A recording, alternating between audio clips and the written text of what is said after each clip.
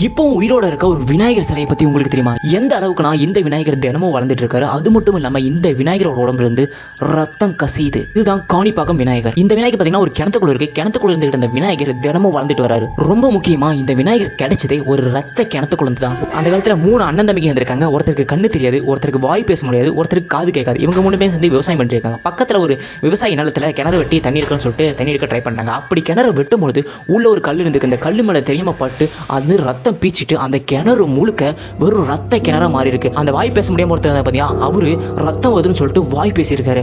அப்ப அந்த காது கேட்காதவருக்கு அந்த ரத்தம் வெளியில வருதுன்னு சொன்னா பாத்தீங்கன்னா, அவர் சொன்னது அவரோட காதுல விழுந்திருக்கு. இன்னொருத்தர் கண்ணு தெரியாம இருந்தார் பாத்தீங்கன்னா, அவரு அந்த ரத்தத்தை பார்த்திருக்காரு. அதாவது அந்த கல்லுல கடப்பாரை வச்சு குத்தும் பொழுது அதுல இருந்து ரத்தம் வந்த உடனே இவங்க 3 பேரோட குறைகளும் தீர்ந்து போச்சு. அந்த கல்லை வெளியில இருக்க ட்ரை பண்ணிருக்காங்க, அதை எடுக்கவே முடியல. அதுக்கப்புறமா பலாயிரக்கணக்கான தேங்காய்களை எடுத்துட்டு வந்து இந்த இடத்துல உடைச்சு உள்ள அந்த தண்ணியில ஊத்தி அந்த ரத்தத்தெல்லாம் கழுவி அதுக்கப்புறமா அந்த சிலையை வெளியே எடுத்திருக்காங்க. அந்த சிலை தான் காணிப்பாக்கம் விநாயகர் சிலை. அது ரொம்ப அமானுஷ்யமான சிலை. இப்போ நீங்க அந்த கோயிலுக்குள்ள போனீங்கன்னா அதே கிணத்துல தான் அந்த சிலை இருக்கும். அந்த கிணத்துல இப்பவும் தண்ணி ஊர்ந்துகிட்டே இருக்குது. அந்த தண்ணியை குடிச்சா உங்களுக்கு எந்த விதமான நோயும் போயிடுமாமா.